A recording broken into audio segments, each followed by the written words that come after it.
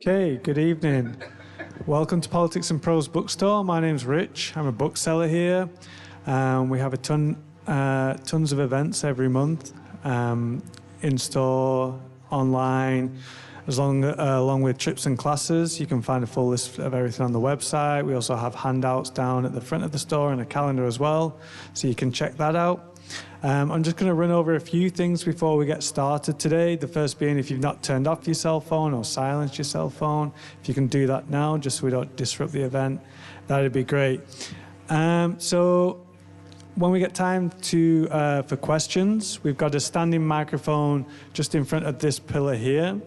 So if you can line up to the right of the pillar, that'd be great. And just be sure to speak into the microphone. We are recording the event today, so when you watch it back or when someone watches it back, we want to be able to hear the question. So if you've not already done so, you can purchase the book down at the front of the register as well. And then we'll have a sign-in up here at this table as well after the event. Again, we'll ask you to line up to the right of the pillar there, and we'll probably come by and ask for personalizations as well. And then once the event's complete, we could just ask if you can help us out a bit and fold up your chairs and lean them against something sturdy. That'd be great. So without further ado, we're very excited to be welcoming Benjamin Herolds. His award-winning beat reporting, feature writing, and investigative exposés have appeared in Education Week, PBS NewsHour, NPR, and the Public School Notebook. And he has a master's degree in urban education from Temple University in Philadelphia. His new book, Disillusioned, 5 Families and the Unraveling of America's Suburbs, weave together stories with local and national history to form an urgent argument that suburbia and its schools are locked in a devastating cycle that has brought America to a point of crisis. He'll be in conversation with Sheryll Cashin, who writes about race relations and inequality in America. Her book, White Space, Black Hood, shows how government created ghettos and affluent white spaces and entrenched a system of American residential castes that is the linchpin of U.S. inequality. And Cashin is a professor of law at Georgetown University. Before we get started today, the event is in partnership with Washington Literary Center, so we're going to hear a little bit from Jimmy as well before we get started. Okay.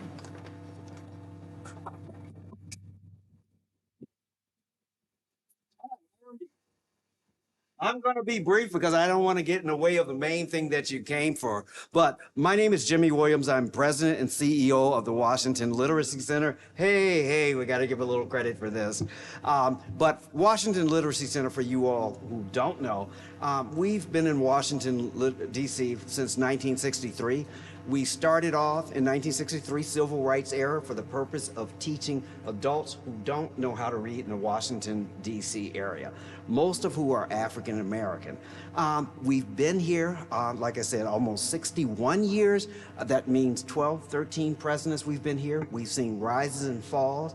But I can tell you one thing, we have evolved to teach reading, math, workforce literacy, and we're about improving what our people that live in Washington, D.C. are able to do. So we have a lot of volunteers, a lot of teachers, but we're here to make a tangible difference in D.C. step by step, one by one.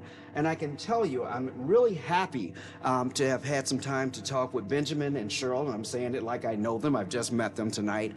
But I think what's so important about both of their writings, both of them have written books, and Sheryll, I meant to say I read yours, that listening to how color and race and that intersection affects what we are and what we do and what I teach and what our students are.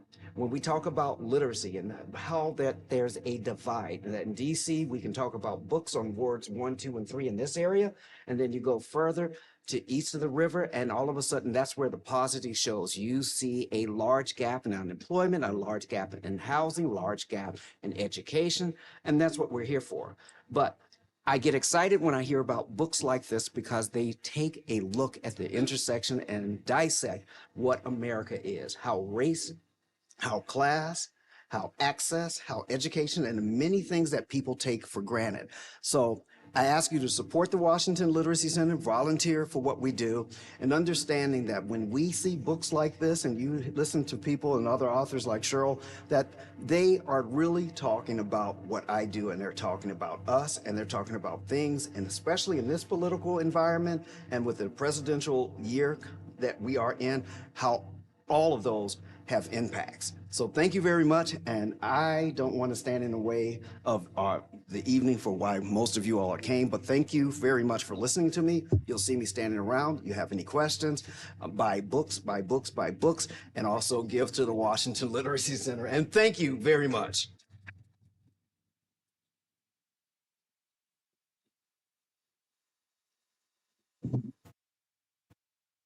Good evening. It's a nice, friendly audience. Well, welcome. Thank you so much for coming. I am happy to be your moderator this evening. Ben and I have, I've written books about place, and so, I found this book very, very interesting. This is your first book, right? It is, yes. Okay, so why this book? Why a book about distressed suburbs? What brought you to this subject? And you had been a journalist with a beaten education, right? Or That's right. I actually started out covering the school district of Philadelphia Public Schools for several years, and then worked as a national education reporter at Education Week. And so getting the sense for how some of these issues around access and opportunity and geography and play out nationally really made me start thinking about my hometown. I grew up in a small suburb outside of Pittsburgh called Penn Hills. It was really kind of a classic post-war suburb that grew up out of nothing. It was farmland and coal mines and limestone kilns until the 1940s. And almost overnight, it became this pretty densely populated residential suburb. And my family moved in the 70s, and it worked very well for us. I'm white, my family's white, all of my teachers were white. The school system, in terms of administration and teachers, were almost entirely white there. And your hood was white. That is correct. So my street was almost entirely white as well. And so we didn't really have to work at it. It just kind of came to us. And one of the stories that I think about a lot, kind of when I reflect on this, was when I was in 3rd grade, I was the kind of kid who would get bored and start drawing on my desk. And so rather than punish me, Miss Bauman, my 3rd grade teacher, brought in her typewriter from home. And she said, whenever you get bored, you just go back on that typewriter and do what you need to do. And so that was my first newspaper job. I started a class newspaper, Up to Date with Room 38. And so, it's in the book. Looking back, you can kind of see how each of those opportunities and just the grace that was extended complemented all of the financial benefits that came with living in suburbia at the peak of suburbs development. And so I graduated from high school in 1994, and I left, and I didn't want to think about Penn Hills at all. I didn't want to think about the suburbs much at all. And I didn't until about 2015. And all of these headlines started coming out of Penn Hills. Somehow the school district had accumulated $172 million debt. They were furloughing teachers. Property taxes were going through the roof. Home values were stagnating. And all of a sudden, this kind of dream that we took for granted in my generation of suburbia was now kind of falling apart. And not only were the families who lived there now stuck with those burdens, but they were paying for all of the opportunities we had extracted. And so that dynamic really, was alarming to me, and I wanted to know is this just my hometown, or is this happening in suburbs all across the country? And so if you were my student, I teach students in writing and papers, and you have to have a thesis, and there's a label. You have I think it's a piece in the Atlantic where you say, suburbs are kind of a Ponzi scheme. I think it would help the audience to explain, the why of Penn Hills, but also what you pick 5 places to show a similar process. So can you explain your Ponzi scheme thesis? Sure, and part of the argument is that it's a Ponzi scheme, but it's also a racialized Ponzi scheme. So many suburban communities, particularly post-war suburbs in America, were really built for middle-class, upwardly mobile white families. And so massive tax breaks, cheap mortgages, new infrastructure, good public school systems, all of these benefits that are there. But it also came with low taxes. And so that's part of this deal. It's great for those first couple generations.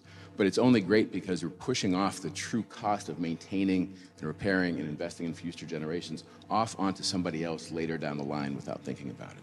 And so eventually the bills come due. And what we see in Penn Hills, in my hometown, my family included, and also, in the 4 other communities that I focus on, and really in suburbs all across the country, is that kind of this ambient urgency starts to permeate a town when you know the bills are going to start coming due. You start seeing things like potholes that aren't getting fixed, sidewalks that aren't getting repaired, sewage bills that are going up, test scores that are declining. And it kind of it's not usually talked about directly, but you start to feel the anxiety in the community, and then families who can't leave. So I want to test and be sure. Can you all hear him in the back? Okay, good. So let's talk about it directly. Yeah. Perhaps even more directly than you do in the book, right? So this Ponzi idea is we actually have called it the American dream, but you said it there, and you say it indirectly by telling the story, not as hard-hitting as some other books where it's a white American dream, right? It's a dream premised on exclusion. Black people and people of color were explicitly cut out of it, but it's sort of premised on this idea: you get your suburban bubble, you get a mortgage, FHA-backed mortgage, available only to new white communities. Other communities are redlined. It becomes easier to buy in these new suburban bubbles, cheaper than renting in the city. You get the subsidization of the interstate highway program, grand infrastructure. So you get this dream. You get to flee the urban space. You get, a really beautiful infrastructure. You get exclusion, only single-family homes, no people who don't look like you.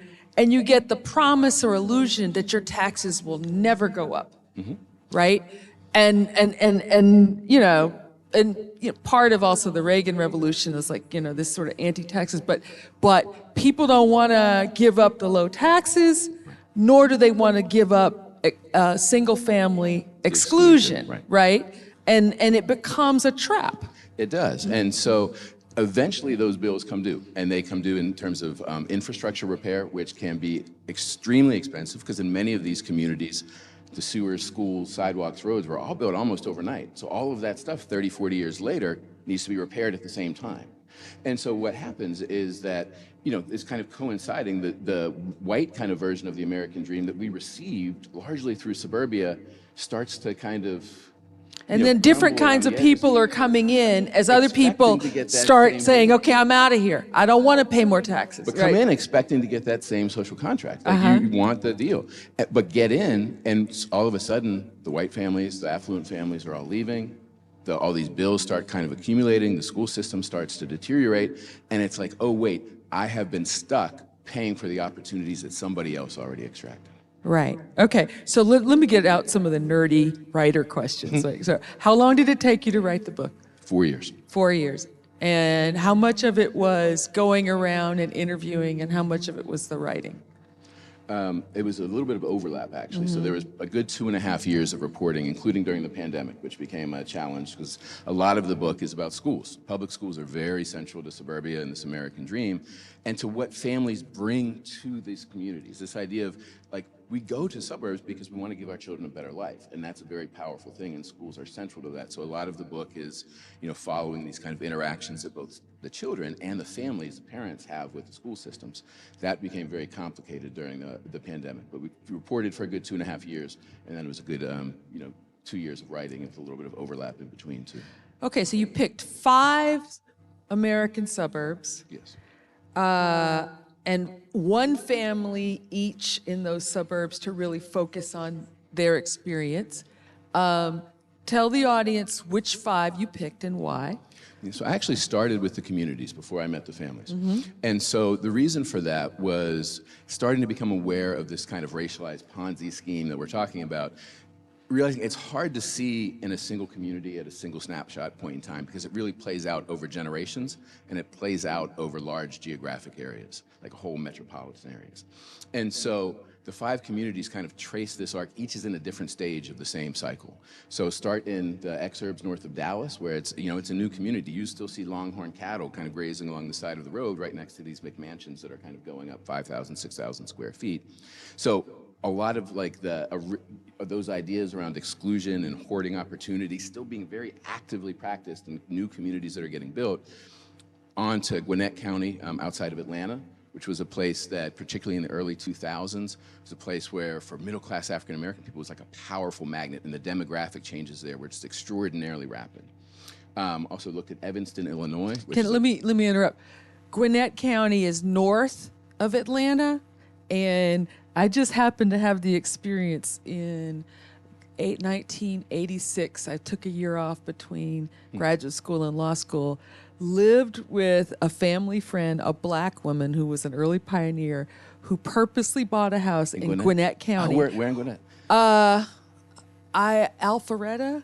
No, Alpharetta, Georgia. Yeah, but it's the same general area. But yeah. Well, they said it was Gwinnett County. I think it's Forsyth, Alpharetta. Well, either way. Anyway, she said it was Gwinnett. She said it was Gwinnett. So technically we were in Gwinnett, but we weren't far from Alpharetta. But she said what she bought there was, this is a single black woman, childless. She bought there because it was the fastest growing county in the country. And we lived in this new suburb. And I just was renting a room from her family friend, but it was all white families with kids, and this, what you describe, it became very, very multiracial in like a decade or two. From 1990 to 2020, so 3 decades, the county, which is a very large area, went from 90% white to 2/3 non-white in 30 years. So like really almost entirely flipped in a generation. Right, and it wasn't just black people, it was blacks and Asians and Hispanics, and it was like multiculti, and it became, it voted for Hillary, right? Which was a shock to people. That's how much it changed, right? But the population changed, but the leadership of local government and institutions did not change. Right, And that's where you start to see a lot of white leadership. And in 3 women on the school board who had been there since the 70s. So when I came to Gwinnett and started getting to know the place, it was 2018. And the school district by that point was 3/4 non-white. And they had just elected their first school board member of color. Okay, so I interrupted you. So we had north of Dallas, Plano, and Lovejoy. And then we had Gwinnett County north of Atlanta. And then you were going to... Evanston, Illinois, which is kind of this idyllic college town on the north of Chicago on Lake Michigan. Then Penn Hills outside of Pittsburgh, where I grew up. And then at the kind of other end of the spectrum, Compton, California, which is a place that we don't really think of as a suburb anymore. But I was, during the research, learned that it has this really intense, kind of wonderful, crazy, twisted suburban history where it was a pioneer in racial exclusion. So in the 1920s, all of the homes in Compton were protected by racially restrictive covenants, making it illegal to sell those homes to black families. And so, in the 40s, the Bush family actually lived in Compton. George H.W. Bush, Barbara Bush, George W., when he was 3 years old, rented an apartment in Compton, because that was the kind of community it was. And it was kind of like a little Levittown. These are small homes, 1,000 square feet, 1,100 square feet. No, your home, your Penn Hills was like 1,100, but they were even small, like 800, 900 feet, right? Yep. And weren't a lot of the people in Compton initially tied to the military or space industry? I mean, not space. The defense industry, for sure. Right, and that's how a lot of these communities actually developed. It was the federal government directly intervening in the economy to say, we want to put, giving billions of dollars in defense contracts to locate these defense plants outside of Sunbelt cities in Southern California to kind of spread out the risk of attack. And so that actually ends up kind of spurring this whole suburban development pattern. Right. So Compton initially is all white, it becomes all black, and then it becomes black and Hispanic, with these tensions there. And you see this whole cycle play out there. So going from white exclusivity and advantage to being a place that it was really kind of an aspirational place for particularly African American families in the 50s and 60s. Mm-hmm. In the mid 60s, it becomes the largest black-run community west of the Mississippi. And then dealing with that legacy of debt, aging infrastructure, not having the tax base to support the services the changing population needs, everything getting old. the bottom just falls out. And so in the 70s, 80s, early 90s, like Compton just really kind of struggles. And that for me was kind of the blinking red warning light of like, oh wait, this is where my hometown is headed. You could see it in the cycle. It's the same things. It's huge debts in the school system. It's crumbling roads that aren't getting repaired. It's like all of these indicators start to pop up, and you can trace each of the other communities where they are in this cycle by looking at them in relation to Compton. And as these places become more colored, it varies in places. I think Evanston is a little exceptional, but but there's less willingness to pay taxes, to raise taxes, to vote for these public bonds, when the complexion of the kids have changed. Right. So like in my hometown, what I saw was you had this real schism of you had aging white seniors who no longer want to pay lots of property taxes for the school system because their kids have already used it. So they want property tax relief. When you have black families that are coming in expecting they're going to get that same well-resourced school system, and all of a sudden no one's willing to pay for it.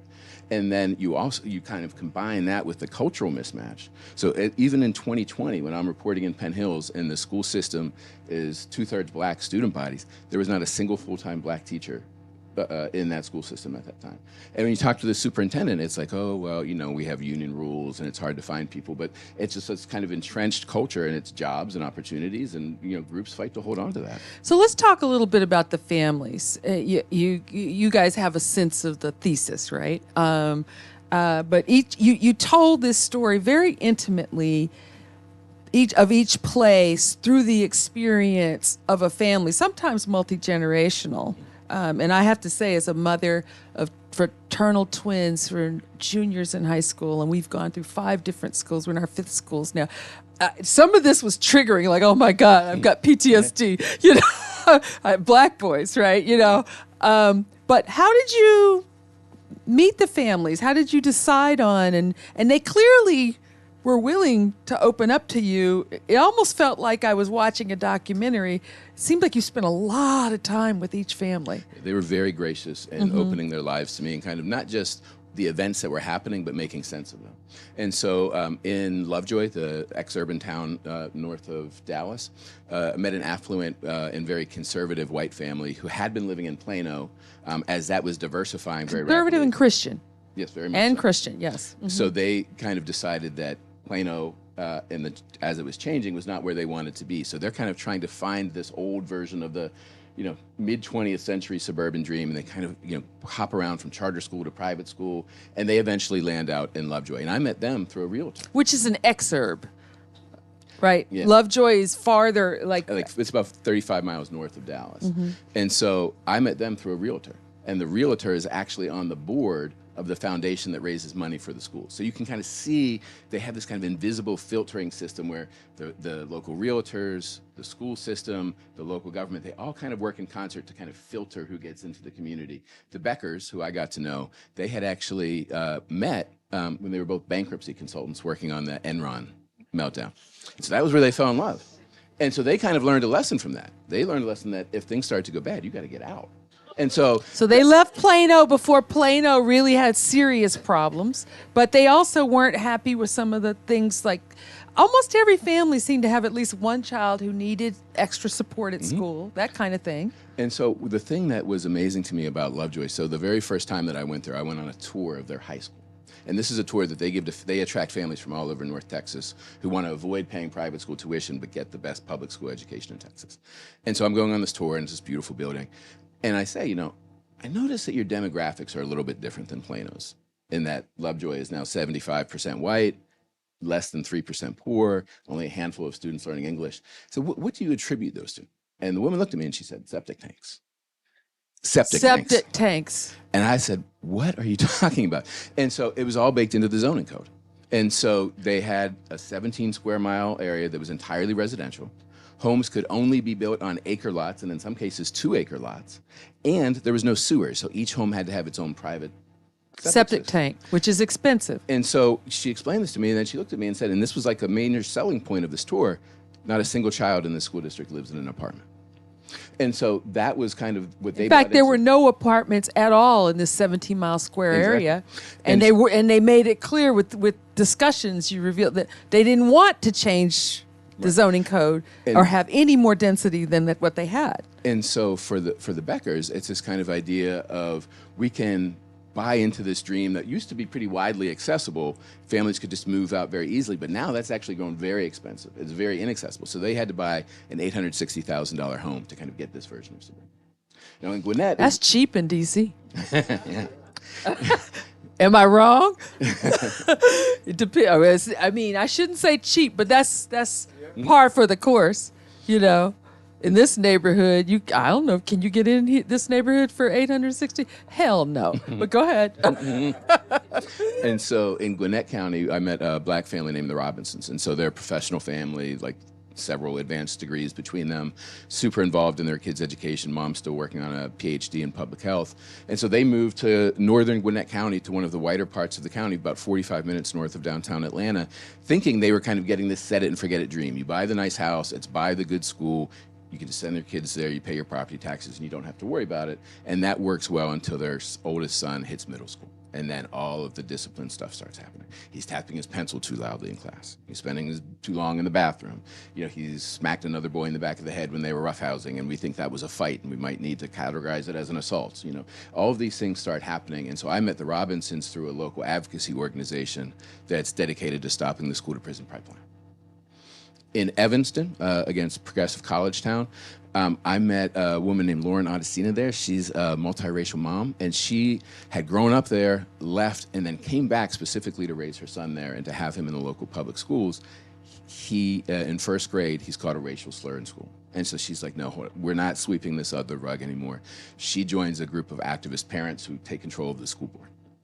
And then in Penn Hills, I actually went back to my old street and was knocking on doors. And I met Bethany Smith, an African-American mom who had bought the house 3 doors down from my childhood home in 2018.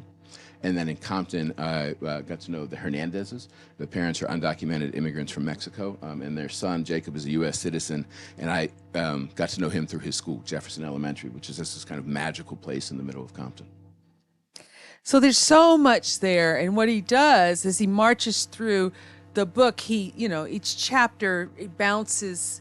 I know I don't say that in sort of a negative way, but it moves across these families. It reminded me a little bit of The Warmth of Other Suns, where she had 3 families and she kept moving, and that's what you did. Right? I'll take that comment. We'd all like some of her mojo, wouldn't we? Well, but so. Why 5? It's a lot. It is, for 2 reasons. One, because in order to see this cycle, I wanted to be able to see places at each stage of it. So you can kind of see them in relationship to each other. Even comparing this new ex-urban community with the $900,000 homes in Lucas, you can see the seeds of the same things that happened in Compton in the 1940s and 50s when you look at them side by side. Mm-hmm. So that was part of it. And then the second part was, you know, I'm really kind of saying we have a big problem in the suburbs here, and that's not a widely accepted narrative right now. And so I felt like if I do one place or 2 places, it's like, oh, well, that, you know, Penn Hills is just crazy, which is partially true. But that it could be kind of cast as like this is just a one-time thing. So seeing it in 5 different places all over the country, different kinds of families, different cultures, different political beliefs in those communities, it's all happening in all of those places. And so there are really 2 theses here, right? One is direct, where you're talking about the unsustainability of it, right? You know, so the first generation got all the benefits, extracted the benefits, got the good deal, and then moved on, and the next people coming behind get saddled with their deferred debt. Exactly. You know, and so, and you know, Penn Hills, it's like what, 172 million? That's right. Right. You know, and people who are frankly in less. Well, they're less well off and not as in economic position to pay that debt. But there's also a lot about race relations in this book. That's true. Right? Or about race relations or the lack thereof. Mm-hmm. About, you know, I already alluded to it, right? If you grew up in a suburban white bubble and didn't have to acquire what I call cultural dexterity, you know, cultural competency. You didn't have, you just being dominant is what you're used to.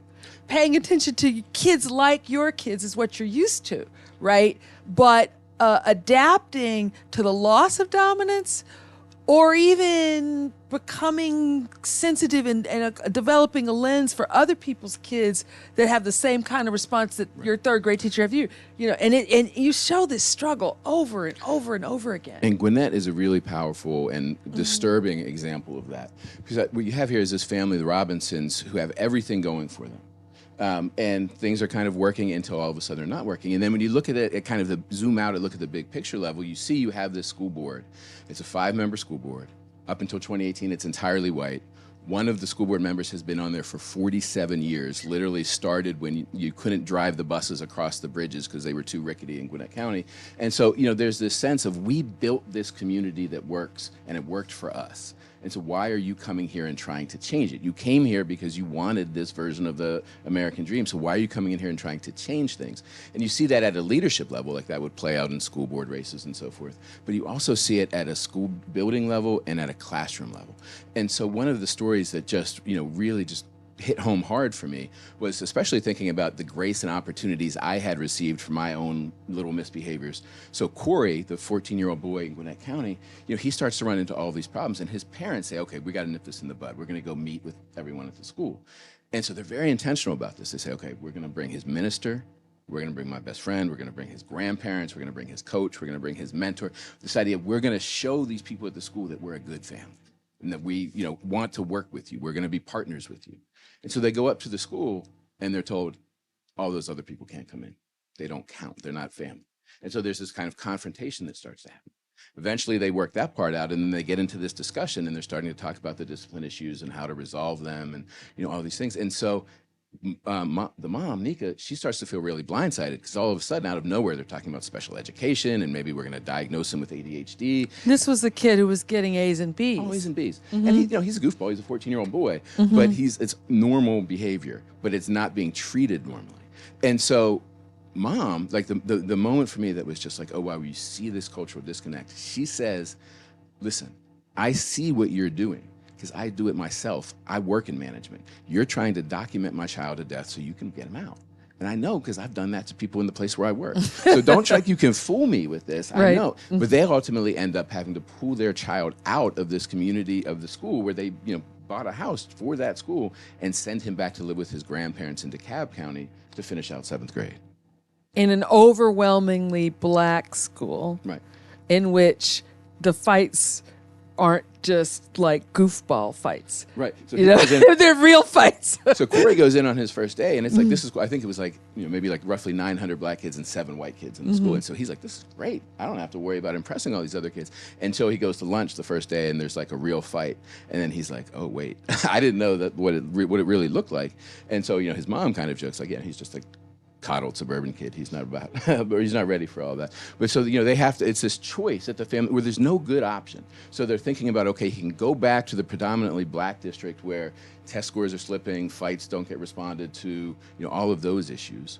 We can stay in Gwinnett where he's getting punished and kind of teed up to go to the disciplinary school, where we can pay $12,000 a year on top of our property taxes for private school. Like, where's the good option in there? Right.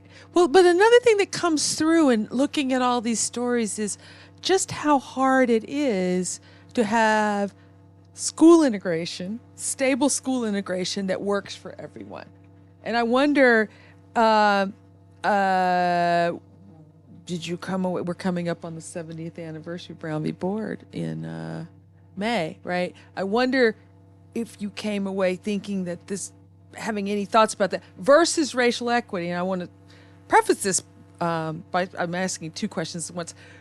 Compton was an interesting experience, right? I mean, reading about Compton, when the Compton that's queued up when I hear the word is obviously hip hop, NWA, Straight Outta Compton, all that. But Compton is very different than the early '90s, and the story you tell is I've got 100 more pages to go, but is that racial equity and them getting more money from the state deciding to put more money per pupil into disadvantaged schools, gave them a cash infusion, and it was wisely spent, and they got dramatic increases in among Black and Latino kids. And that wasn't, I mean, there's integration, I suppose, of between Blacks and Latinos, but not many white kids around. So I just was curious about those two different challenges. Thinking about the kind of integrate, like, can we have functional integrated schools? It's Evanston and Compton become these really interesting case examples. So Evanston is a place where you have this long history of 50 years of maintaining racial balance in all of the elementary and middle schools. Desegregated in the late 60s, did it without riots, maintained it for 50 years, even as all of these other suburban communities resegregated. And so I went there thinking, okay, Evanston's going to be the place where we can kind of see how to make this work. But what I ended up experiencing was, again, following along with Lauren and her family, all of these kind of racist incidents start happening, and people are pissed because not only are they happening, but there's a sense of these have been swept under the rug for far too long, and we're just not going to tolerate it anymore. And so you see this divide, and where things actually end in Evanston is, in the book, is they decide they're going to walk back from this commitment to racial balance, and they're going to rebuild the school in a predominantly Black neighborhood that had been closed in order to foster integration. So there's this kind of step back from it. But then Compton becomes this other interesting example where partly because you don't have any white families left and you're not kind of dealing with the emotions and feelings and priorities and political interests of that population, you have Black and brown families primarily trying to work this out. And so for decades, that was very fraught in Compton. Black community gained power there and held it very tightly. Patronage, jobs, opportunities, all of that. So you have decades worth of conflict. But in 2011, they hire a new superintendent, this man named Darren Brawley. He's an African-American man. And he comes in and he's like the most no-nonsense guy you can think of. And so he says, I'm not talking about that. There's activists throwing things at him at meetings. There's people yelling at him, and he'll just let it all brush off.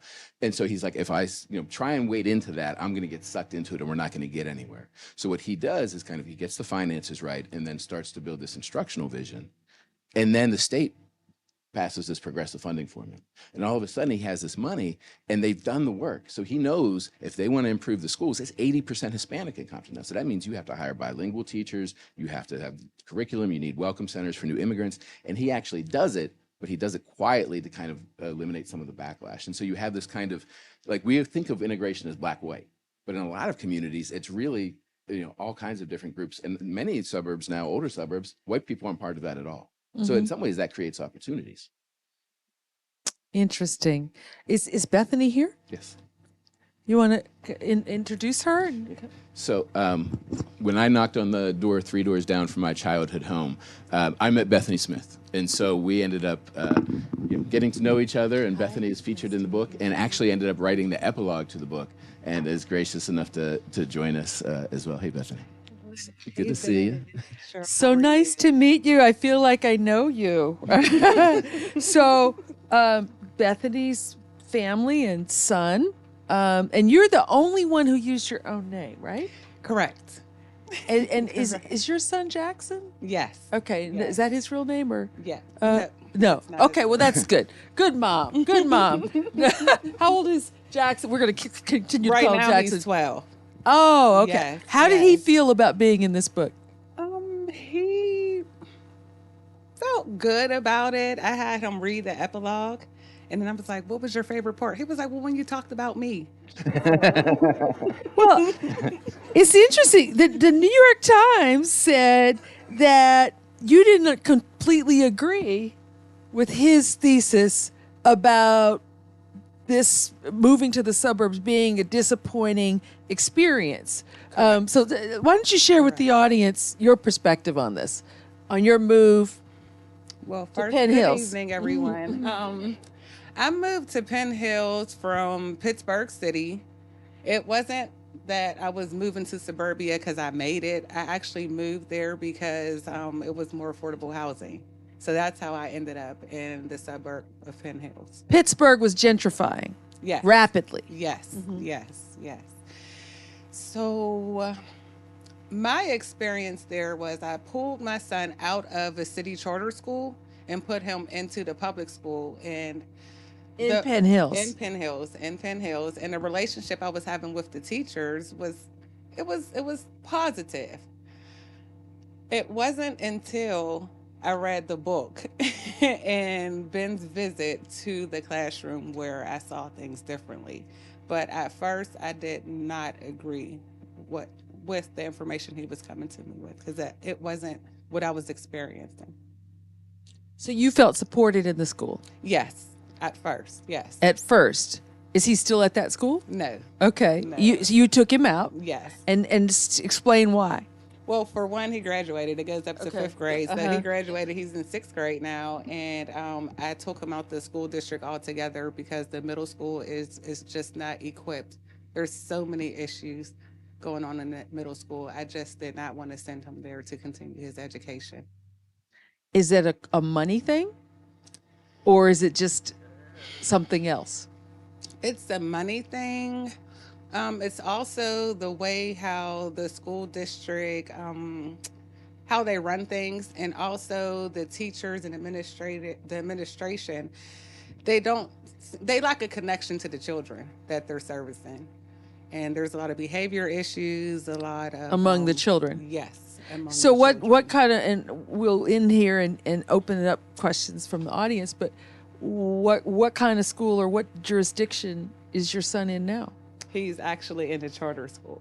Oh, Yes. In Penn Hills. It's actually the township over. It's like Penn Hills. Oh, I Wilkins see. Township I see. is right next door. It's about 10 minutes from where we live now. But Well, as a yes. mom, we did 12 years, what am I saying? 7 years of public charter schools here in DC, and it worked until it didn't. And now Yes. we're private. So I kind of know that journey, right? Yes. Why don't we Yes.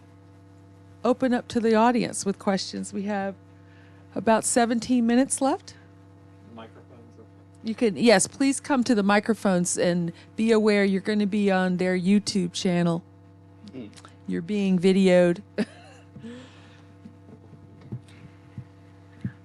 I hesitate to comment, ask questions, but my suburban experience is so totally different. All my grandparents were born overseas in Eastern Europe. They came here when they were children, around the turn of the last century. And I was born in the same town my father was, a little mill town in Massachusetts, sort of in the middle, 10,000 people. When I was 5, I would have gone to the same school my father had. Not a very good school. We're talking now late 1940s. And they would have a town meeting every year and to decide whether to build a new school, because this was the beginning of the baby boom. And my mother, who was from Philadelphia, said she'd never seen a town meeting before. They discuss it, and then some Yankee would stand up in the back of the room and say, "It's good enough for me, it's good enough for my kids," and they'd vote it down. So when I was 5, we moved 26 miles east to a suburb outside Boston called Newton for the school system. My father commuted 26 miles each day, each way. So I could go to the Newton schools and public school, and the taxes were very high to support the school system. That's what everybody was there for. And they lived in little houses that were built right after the war. And as soon as my sister was through high school, my parents moved back towards the shore. And what happened was just the opposite. The school system was good, taxes were high, and Newton became more and more expensive. People can't afford to live there anymore. The house my parents built for us became a teardown. So can I ask you if you have a question?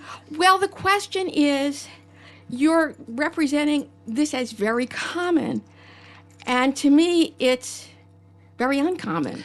And I'm wondering what the context, how much of it is this, and how many other kinds of suburban school experiences are there? Excellent question. I asked you the very same question when we were back in the green room, and I appreciate you saying it, because I told him I thought that there are some very, very affluent suburbs that seem to buck this trend of that you're talking about. That have Thank you. gentrified and gotten more expensive.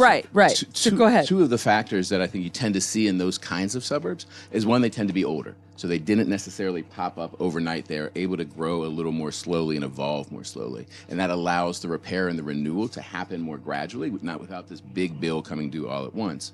Also, a lot of those communities are able to maintain their housing values by maintaining their exclusivity.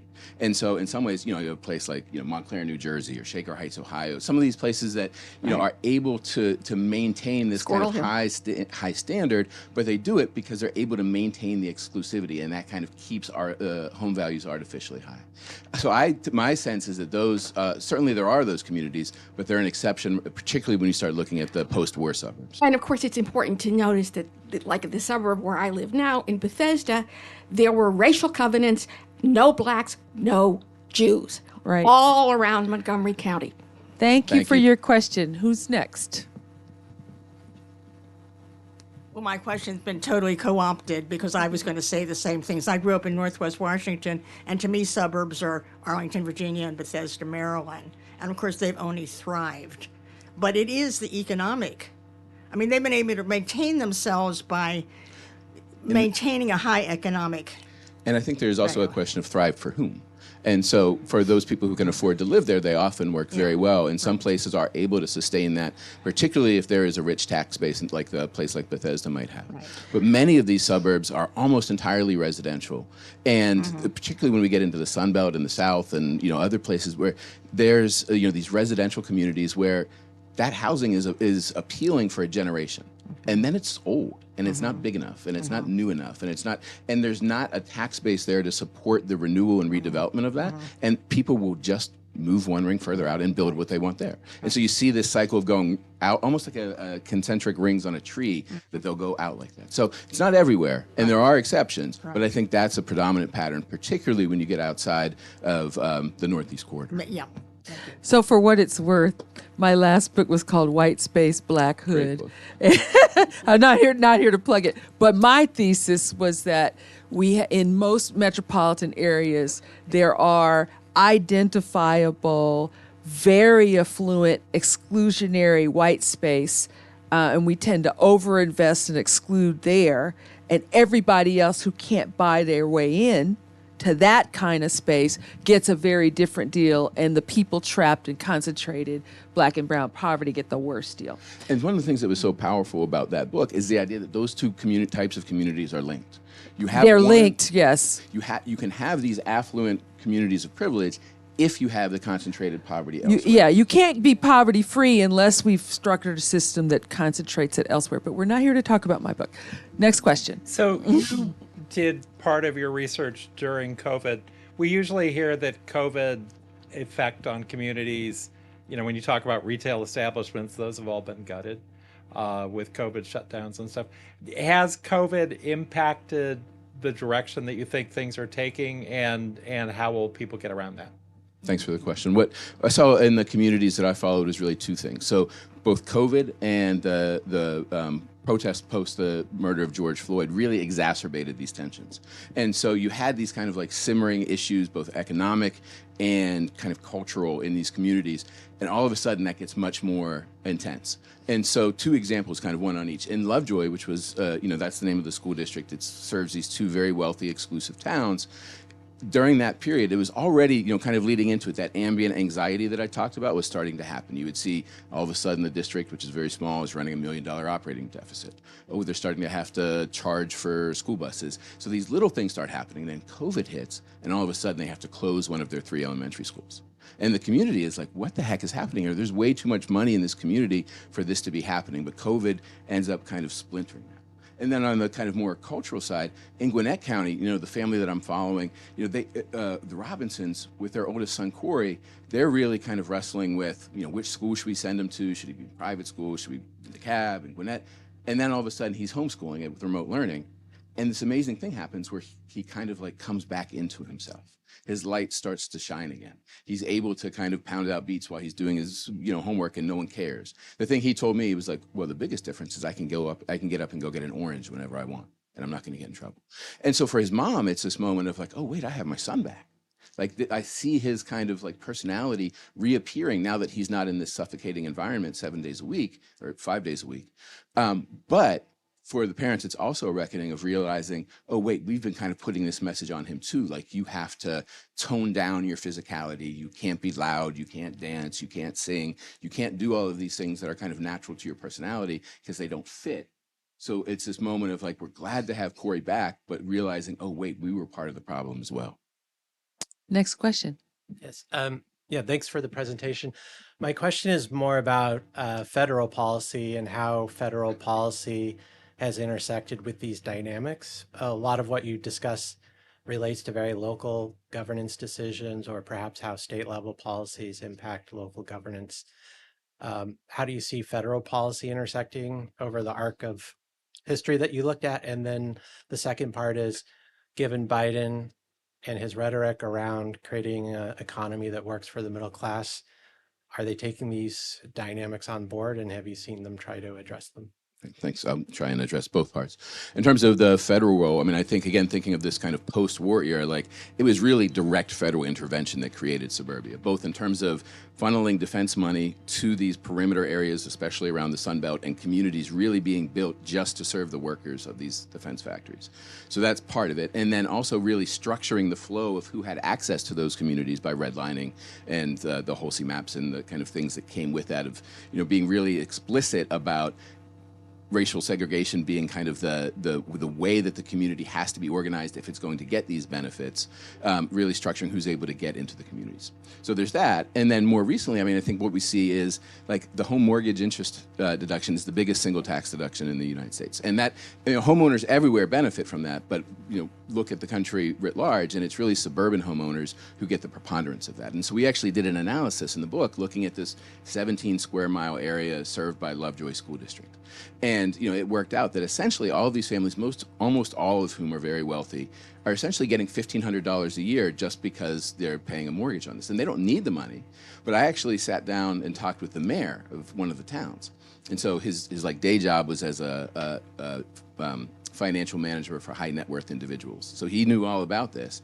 And I said, well, what would happen if you like took that money and took it into affordable housing or, you know, transit here? And he like hit the roof. He was like, you can't take that. That's our money. And I said, well, folks don't really need it here. And you could put it to the greater good. And it was like very clear of like, government will waste it. This is ours. You can't take it from us. And so you see the legacy of those policies still in the tax code and then still, you know, in the local zoning code. And a lot of the fights that we see at the federal level is between federal government and local governments around zoning. So HUD really trying to say, you know, foster inclusionary zoning, and communities resisting that very strongly. We have 7 minutes left for questions. Any further questions?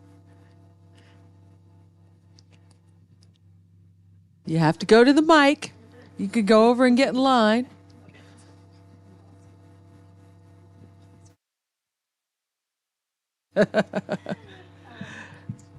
This is so interesting, and thank you so much. And it's great to see you, Ben. I'm Lisa at New America, and we look at issues of educational equity. And I wanted to see if you might elaborate a little bit more, Ben, on what you were seeing in Compton in terms of both what the infusion of money meant for instruction, and also perhaps for these issues of teacher diversity in the classroom and what that means for the kids, and whether it's, you know, is it just about money, or is it sounds like it's a lot more of these other cultural issues and the ways teachers are working with kids too. That's a great question. Thank you. And so one of the key things to know about the progressive funding formula that the California Assembly passed was that it essentially allocated extra dollars for every low-income student, every foster child, every child with special needs. And so in Compton, that was almost everybody. So in the space of 7 years, the per pupil funding goes from roughly $9,000 a year to $14,000 a year. And a lot of that money that makes up the difference is unrestricted, which is huge for a school district. They can do whatever they want with it. And so what Superintendent Brawley did was really kind of build this kind of two-part instructional model. Like, it's not just the money, it's having a clear vision for how to use it and why you want to use what you want to use it for. And so part of it was this really kind of this like data infrastructure. We need to know where all 20,000 kids are on every single standard that they need to know, and we need to be able to find that out quickly and use that information to do targeted intervention. So they've invested heavily in technology to do both the diagnosis and then to do the extra support and remediation. But complementing that, and the thing that made Compton really stand out to me, and particularly Jefferson Elementary, where I spent time, was it was balancing that out with robotics clubs, with music, with STEAM rooms where they're doing technology, art, math, and creating videos.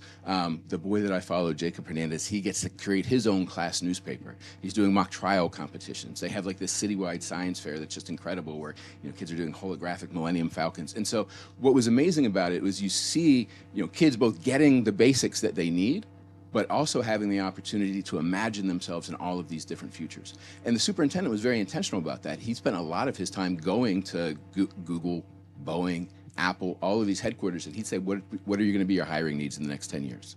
And a lot of it was around collaboration and creativity and all this stuff. So he takes that and he builds it into this instructional model of like, yes, we need you to know how to read. Yes, you have to do arithmetic, but you also need to be able to work as part of a team. You need to be creative. And like the assignment that really kind of captured all of that for me. So I'm following this fourth grade classroom and this boy, Jacob, and the class is asked to write an essay about imagining their first day working at Lucasfilms. And so Jacob, like, he had it. He was like, I got up, I got in my Tesla, I met Luke at the water cooler and we talked, and then I was prototyping lightsabers and designing new droids, and like he could very much imagine himself in this life, not just as someone who was going to consume the technology, but someone who was going to make it and improve it as well. And so I think that combination was really powerful. And sad to say, it is so rare for black and brown kids in apartheid schools where most of the kids are poor to get that kind of rich, stimulating, inquiry-based. It's the kind of stuff we give advanced kids, we give kids in wealthy areas. Otherwise what they get is like this soul-killing, teaching to the test, standardized test, and, treating them as a deficit rather than an asset, And so one of the things that was powerful about talking with the superintendent is he was not only intentional about that, but really about thinking of it as reimagining this suburban social contract. So it's trying to give not just the resources and the opportunities, but also the grace, the noticing, the tending to the gifts of the children, and doing it for all of the children that suburbia historically worked to exclude. And it was a black man who did that for black and brown kids. Which was not a politically easy thing to do with the racial tensions in that community. Yes. Hi, I actually have a question for Bethany. Great. Hi. So I'll fess up. I actually got to read the book a little ahead of publication, and what struck me so much in your story, like so many suburban parents before you, you're like, hey, this is cool. Like, why are you getting on me about this, right? And like, I don't need to be an activist. And yet, I gather from the book, now you are, and you're involved in this Pennsylvania stuff. Can you tell us about that journey? I'd love to know more. Well, it started with me finding out what was going on in my area, thanks to Ben, and some other parents that I talked to in the area. Found out about Education Voters and found out about their fellowship and advocacy program, and I joined it. They accepted me, and so with that being said, I learned about the politics within school funding for public schools, and once I get all the information, I go and I spread it out to other parents, and I get them involved as well, so that everybody is well informed. And my goal right now is to talk to people who are not parents as well, like taxpayers, because they have stake in it as well. So that's a group of folks that need to be reached out to as well. I think we have time for one quick question. It was really interesting listening to how these towns came to being so important, and the suddenness of the baby boom and the communities growing. And I wonder what you see going forward, since the overall birth rates are sort of flat or declining. Do you see changing dynamics in how communities are growing up, just because we don't necessarily have the sudden growth in school-aged children in various communities that we did before? It's a great question. Thank you. And I think part of what we're seeing now is a real need to shift the mindset. So the communities were built kind of on this kind of series of dreams, originally around kind of white exclusivity and advantage, and then around these kind of post-civil rights dreams of equal opportunity and integration. And across all these different communities, you find lots and lots of parents who feel like whichever one of those dreams it was that brought them to suburbia is now starting to kind of crumble. And it's like, I'm not sure what to do. And so part of the problem is we are not good as a country about thinking about repair. We're not good at thinking about renewal. We're not good about thinking about kind of intergenerational contracts, social contracts.